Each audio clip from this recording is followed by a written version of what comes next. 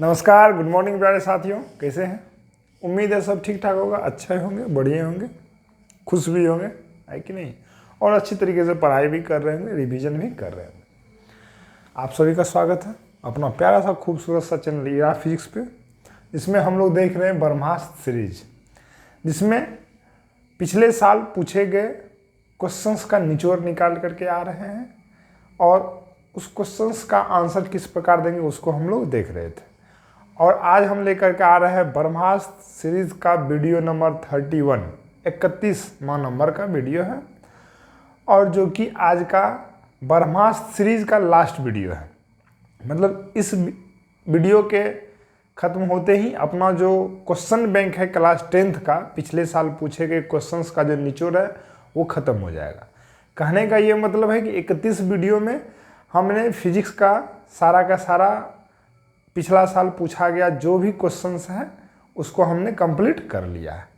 तो उम्मीद है बच्चों आप लोग अच्छी तरीके से तैयारी भी कर रहे होंगे, नोट्स भी बना रहे होंगे, जो कि आपको एग्ज़ाम के समय बहुत ही मददगार साबित होने वाला है।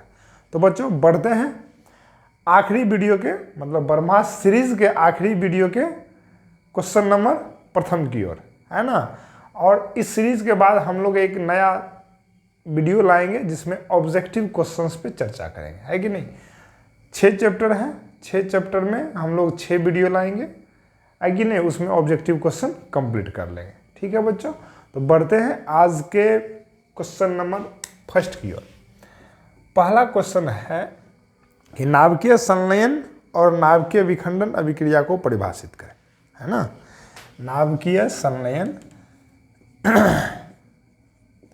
नाभिकीय संलयन और नाभिकीय विखंडन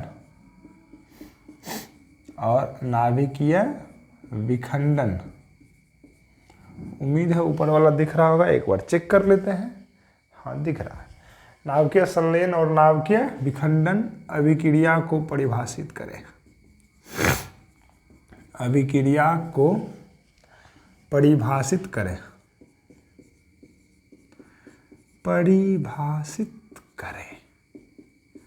आप लोग अच्छी तरीके से पढ़िए, अब तो शायद एग्जाम आ ही जाएगा, है कि नहीं। पहले हम लोग देखते हैं नाभिकीय संलयन। नाभिकीय संलयन, ठीक है ना, न्यूक्लियर फ्यूजन, है ना।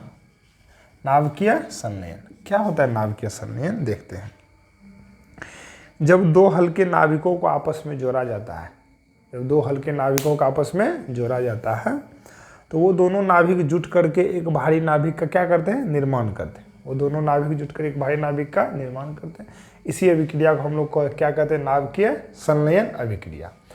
तो नाभिकीय संलयन अभिक्रिया से एक क्वेश्चन पूछा जाता है कि सूर्य से जो रोशनी प्राप्त होती है, ठीक है ना, और यह सूर्य से जो ऊष्मा प्राप्त होती है वो किस अभिक्रिया के तहत प्राप्त होती है। तो उसमें ना संलयन अभिक्रिया के तहत ही अपने लोगों को ऊष्मा और रोशनी क्या होती है, प्राप्त होती है सूर्य से, है कि नहीं। तो मतलब यदि आपसे पूछे कोई कि सूर्य के अंदर कौन सी अभिक्रिया होती है, तो नाभिकीय संलयन अभिक्रिया होती है। नाभिकीय संलयन अभिक्रिया क्या है, जब दो हल्के नाभिक आपस में जुटते हैं तो एक भारी नाभिक का निर्माण करते हैं, इसे ही हम लोग क्या बोलते हैं, नाभिकीय संलयन अभिक्रिया कहते हैं, है कि नहीं। तो नाभिकीय संलयन अभिक्रिया की परिभाषा भी आप लोगों को पूछा जा चुका है, और सूर्य किस अभिक्रिया के तहत ऊष्मा और रोशनी प्रदान करती है, या सूर्य के अंदर कौन सी अभिक्रिया होती है, कौन सी रासायनिक अभिक्रिया होती है, तो नाभिकीय संलयन अभिक्रिया होती है। ये बात भी पूछा जा चुका है। उम्मीद है बच्चों समझ में आ गया होगा। छोटे मतलब कंसेप्ट में इसको बताने का प्रयास कर रहे हैं, आप लोग समझ गए होंगे, है ना। देखिए नाभिकीय संलयन, जब दो हल्के नाभिक आपस में जुटकर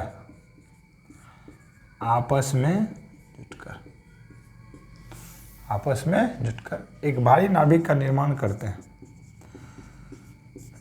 एक भारी नाभिक का निर्माण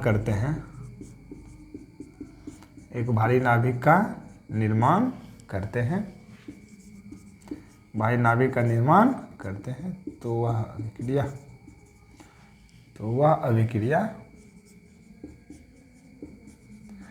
वह अभिक्रिया नाभिकीय संलयन अभिक्रिया कहलाती है। नाभिकीय संलयन अभिक्रिया कहलाती है। नाभिकीय संलयन अभिक्रिया कहलाती है। ठीक है बच्चों, तो ये तो हो गया नाभिकीय संलयन अभिक्रिया। और इसमें क्या होता है, एग्जाम्पल हम लोग सूर्य की घटना के, सूर्य वाला क्वेश्चन के बाद देखेंगे, है ना। तो इसी में क्वेश्चन जो पूछा है कि सूर्य में कौन सी अभिक्रिया होती है, तो उस पार्ट को भी यहीं पे हम कंप्लीट कर लेते हैं, है कि नहीं। तो जैसे दे करके लिख लेते हैं यहाँ पे, है कि नहीं, यानी तो एक पॉइंट दे करके हम लोग मिक्स कर लेते हैं। सूर्य में है कि नहीं, नाभिकीय संलयन की अभिक्रिया ही होती है। नाभिकीय संलयन की अभिक्रिया के फलस्वरूप, नाभिकीय संलयन की अभिक्रिया के फलस्वरूप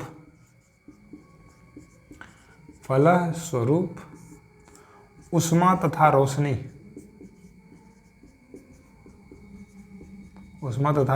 प्राप्त होती है।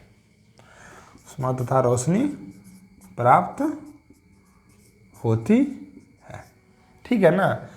तो अब होता क्या है सूर्य के अंदर, उसी बात को लिख देते हैं, वही इसका एग्जाम्पल भी हो जाएगा। वही संलयन का क्या हो जाएगा, एग्जाम्पल भी, वही संलयन अभिक्रिया का आपको एग्जाम्पल भी हो जाएगा कि सूर्य के अंदर कौन सी घटना कैसे होती है। होता क्या है, सूर्य के अंदर हाइड्रोजन परमाणु, ठीक है ना, सूर्य के अंदर हाइड्रोजन परमाणु जुट करके हीलियम परमाणु का क्या करते हैं, निर्माण करते हैं।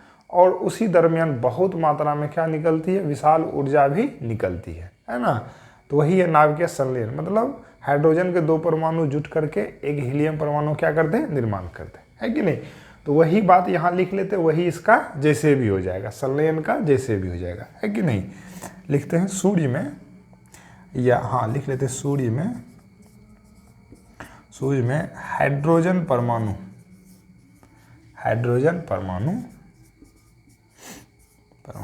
आपस में जुटकर हीलियम परमाणु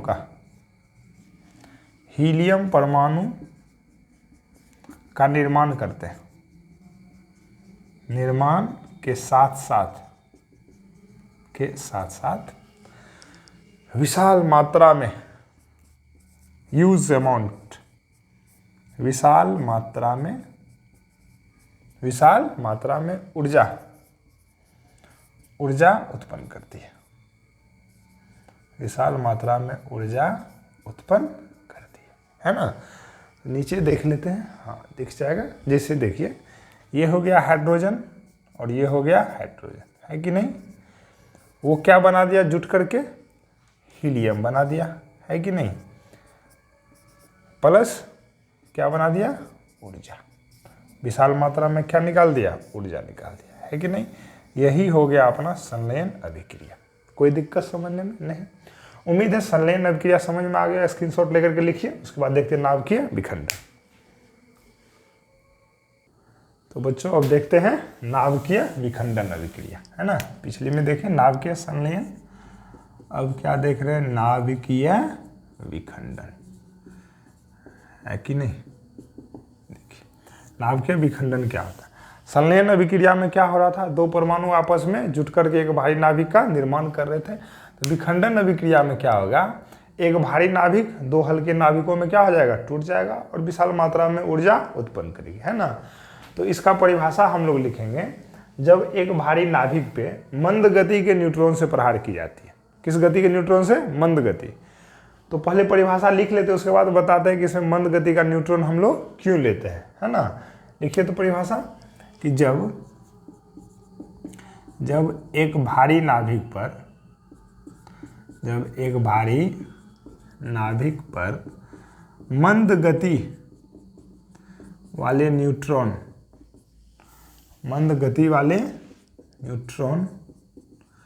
से प्रहार की जाती है तो भारी नाभिक दो हल्के नाभिकों में टूट जाता है। दो हल्के नाभिकों में टूट कर विशाल मात्रा में ऊर्जा उत्पन्न करती है। विशाल मात्रा में ऊर्जा उत्पन्न करती है। ठीक है ना। नाभिकीय विखंडन अभिक्रिया का उपयोग ही हम लोग किस में करते हैं? परमाणु बम में करते हैं, न्यूक्लियर रिएक्टर में करते हैं, है कि नहीं है? न्यूक्लियर रिएक्टर में, न्यूक्लियर रिएक्टर में, है कि नहीं? न्यूक्लियर बॉम्ब बनाने में, न्यूक्लियर बॉम्ब में, इस सब में कौन सी अभिक्रिया होती है? नाभिकीय विखंडन अभिक्रिया ही होती है। तो उम्मीद है बच्चों समझ में आ गया होगा। अब हम चर्चा करने वाले थे मंद गति वाले न्यूट्रॉन, है कि नहीं? मंद गति वाला न्यूट्रॉन से प्रहार करेंगे किसी नाभिक पे, मान लीजिए हम तेज गति का न्यूट्रॉन भेज दे, तो वो क्या करेगा? नाभिक को फोड़ने के वजह नाभिक को छेद करके इस साइड से उस साइड क्या हो जाएगा? निकल जाएगा। हमको तो नाभिक को क्या करना है? तोड़ना है। तो तोड़ने के लिए हम लोगों को मंद गति वाला न्यूट्रॉन ही क्या करना पड़ता है? भेजना पड़ता है। इसलिए परिभाषा में हम लोग वर्ड यूज करते हैं मंद गति वाले न्यूट्रॉन। उम्मीद है बच्चों ये भी आपको समझ में आ गया होगा, है कि नहीं? तो ये क्वेश्चन होता है कंप्लीट। इसको लिखिए, स्क्रीनशॉट लीजिए। अब ला रहे हैं नेक्स्ट क्वेश्चन।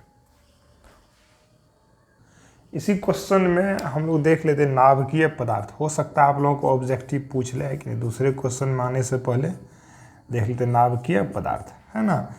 ये सब क्वेश्चन का पार्ट नहीं है, जस्ट जानकारी के लिए है कि नाभिकीय पदार्थ के, मान लीजिए बोल दो नाभिकीय पदार्थ के नाम लिखिए, तो क्या क्या लिखिएगा? नाभिकीय पदार्थ uranium, uranium, plutonium, plutonium, thorium, ठीक ना। ये सब क्या है? नाभिकीय पदार्थ हैं। इसी का उपयोग करके हम लोग नाभिकीय अभिक्रिया को क्या करते हैं? संपन्न करते हैं, है कि नहीं। अगला है नाभिकीय ऊर्जा। मान लीजिए पूछ ले नाभिकीय ऊर्जा, है ना। ये सब इस क्वेश्चन का पार्ट नहीं है, बस इससे रिलेटेड है, तो सोचे डिस्कशन कर लेते हैं। नाभिकीय ऊर्जा क्या होता है? वैसी ऊर्जा जो नाभिकीय अभिक्रिया से प्राप्त होती है, वैसी ऊर्जा जो नाभिकीय अभिक्रिया से प्राप्त होती है, जो नाभिकीय अभिक्रिया से प्राप्त होती है, से प्राप्त होती है कि नहीं। इसी को हम लोग क्या बोलते हैं? नाभिकीय ऊर्जा। जैसे में सूर्य की ऊर्जा, सूर्य की ऊर्जा कौन सी ऊर्जा है? नाभिकीय तो अभिक्रिया के तहत ही हो रही है ना, संलयन अभिक्रिया हो रही है कि नहीं। नाभिकीय रिएक्टर में अभिक्रिया, नाभिकीय रिएक्टर, नाभिकीय रिएक्टर की ऊर्जा, नाभिकीय रिएक्टर की ऊर्जा। आप लोग को बच्चों ये नाभिकीय रिएक्टर वर्ड आ रहा होगा, नया वर्ड। नाभिकीय रिएक्टर क्या होता है ना, मतलब ये ऐसा विधि है जिससे हम लोग क्या करते हैं? विद्युत का उत्पादन करते हैं। मतलब नाभिकीय पदार्थ की मदद से ही हम लोग विद्युत का क्या करते हैं? उत्पादन करते हैं। शॉर्ट लाइन में सुन लीजिए। अभी हम देखें कि नाभिकीय अभिक्रिया का फलस्वरूप बहुत मात्रा में ऊर्जा को, ये विशाल मात्रा में ऊर्जा क्या होती है? निकलती है।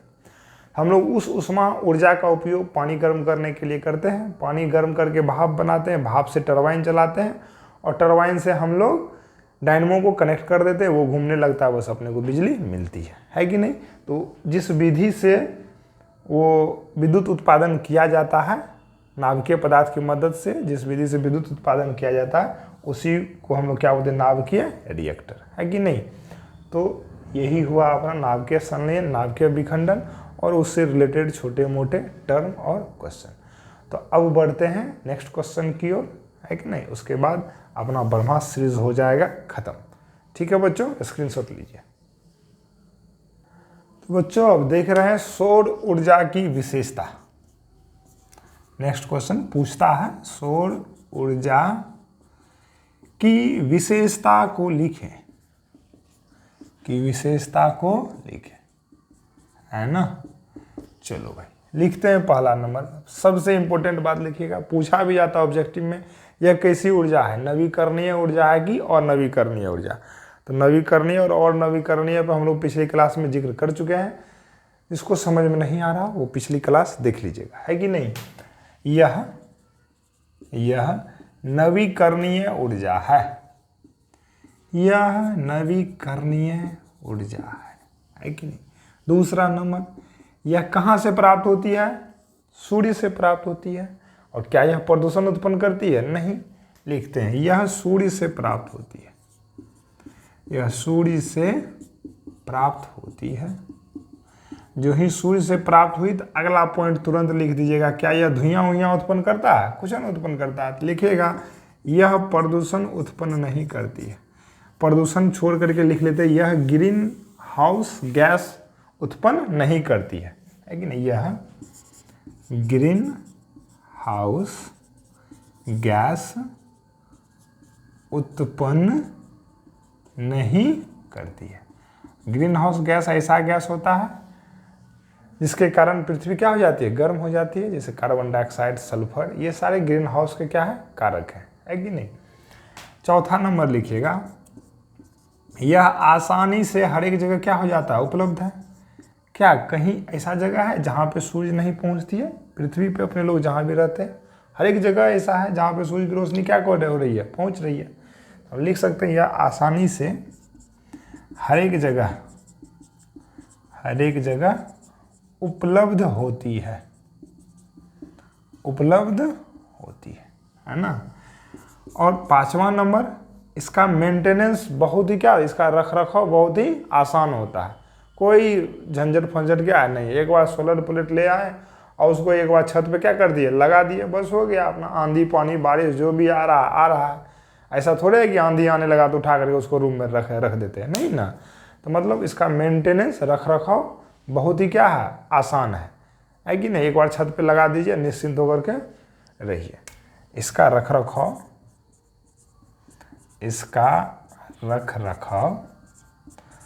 बहुत ही आसान है, बहुत ही आसान है ना बच्चों।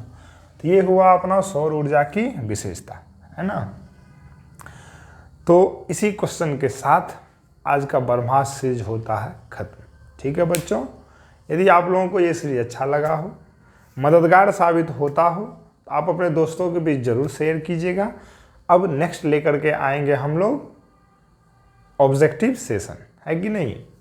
और अब कुछ ही मतलब अगले दिन 12th का इसी तरीके से ब्रह्मास्त्र सीरीज लेकर के आएंगे, जिसमें फिजिक्स में पूछे गए पिछले साल के क्वेश्चंस की क्या करेंगे? हम लोग चर्चा करेंगे। नमस्कार बच्चों, अच्छे से नोट्स बनाइए, अच्छे से रिवीजन कीजिए। मिलते हैं नए एपिसोड में नए क्वेश्चंस के साथ, नई ऊर्जा के साथ। नमस्कार।